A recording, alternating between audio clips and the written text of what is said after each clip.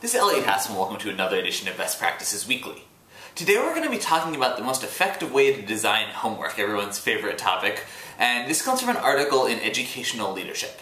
And an author who talks about 5 characteristics of very effective homework. I'm just going to go through them one by one and sort of talk about them. And to get more ideas and to see them written down, again, I encourage you to download the full article write-up, download the Teacher's Companion that can help you think about how your homework is currently going and if there are ways to make it even more effective to reach the purposes you want to reach. And that's the first of the characteristics, the purpose. Often we know as teachers what we want to get out of the homework, but we have to think about if the homework actually getting at that goal. And so, for example, if you want students to be practicing learning new vocabulary words, and we're asking them to copy definitions out of the dictionary, we have to think, is that actually aligned to the purpose? When in fact, just copying a definition isn't a great way to learn a new vocabulary word. So we might want to think about instead having students come up with stories using the vocabulary words, have students create sentences, something that's more aligned to the actual goal. Or, if the purpose of your giving them the homework is to see whether or not students have mastered a particular skill, are you asking them to show their work? Are you asking them the kinds of questions that are going to reveal to you whether or not they actually mastered the skill? So, even if we kind of have a general purpose in our minds of what we want the homework to do and what we want it to be, we have to think about, is the actual assignment getting at that purpose, and is it giving the students a chance to understand what the purpose is? Because students are going to be a lot more invested in doing the homework if they understand why they're doing it.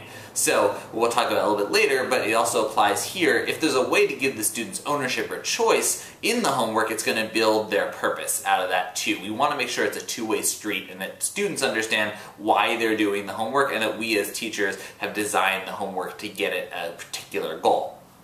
Second is efficiency. This quite simply means we don't want students spending very much time on non-academic skills. So if we can reduce the amount of cutting and gluing and things like that, we're actually going to have students focus in much more just on the academic practice. And the author suggests that we can really leverage technology a lot here. Instead of perhaps doing a design project that's going to involve lots of cutting and gluing and putting things together, though that certainly has its place, and especially in the younger grades, is there a way to have students create a video, maybe, of themselves talking about something? Create a quick PowerPoint? Is there a way to leverage technology to increase efficiency so students are spending more time on the academic side of homework, less time kind of on the non-academic side of things? Third is ownership, and this goes directly to the heart of investment and making sure that students are doing homework, that they're paying attention, that they're really working and concentrating hard on homework, and so we need to give them some sense of ownership. This can be accomplished in several ways. Perhaps we want to have students actually talk about what homework makes sense for this. We're practicing fractions in math class, we're practicing perhaps reading fluency and reading. What kind of homework did they think would make sense to help them practice it?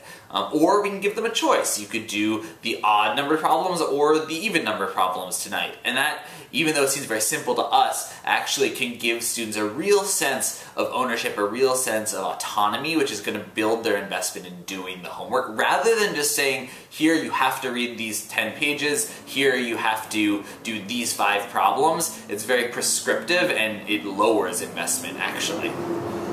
Next is competence, and this simply means that students need to be able to actually accomplish the task set out in front of them if they're going to be able to get anything out of the homework. And so this essentially homework needs to be differentiated for students' different needs. And we can do this one quick way that the author suggests is, instead of having a task-based homework, so saying do problems 1 through 25 in this math worksheet, have it be time-based. Accomplish as many problems as you can within 30 minutes, and if you want to do more, that's great. By setting it more time-based instead of task-based, then what we're doing is we're giving students who have different needs, different ability levels, we're really differentiating the assignment for them.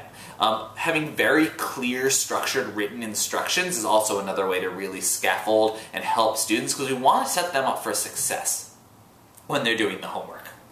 And lastly is aesthetic appeal. And this shouldn't be such a concern that we actually get to the point that our homework is not as academically rigorous as it might be, but the author of the article notes that students are more likely, especially in younger grades, to do homework if it looks more appealing. This is what studies have shown. So actually having large enough print to read, having enough space to put the answers in, having only a couple of problems per page if possible, depending on what you're giving them homework for, is going to be a way to really enhance, again, the chance that students are actually completing it, the chance that they're really giving it the attention and concentration to get a lot out of it. So again, these 5, purpose, efficiency, ownership, competence, and aesthetic appeal, are really dimensions to think about instead of just handing off a worksheet, but even thinking about, for something as simple as a worksheet, how can I really pump up these 5 characteristics to make it the most effective and the most impactful homework that it can be, which is ultimately going to lead to higher student investment and higher student learning, which is what we're all going for. So, thanks for watching and happy teaching.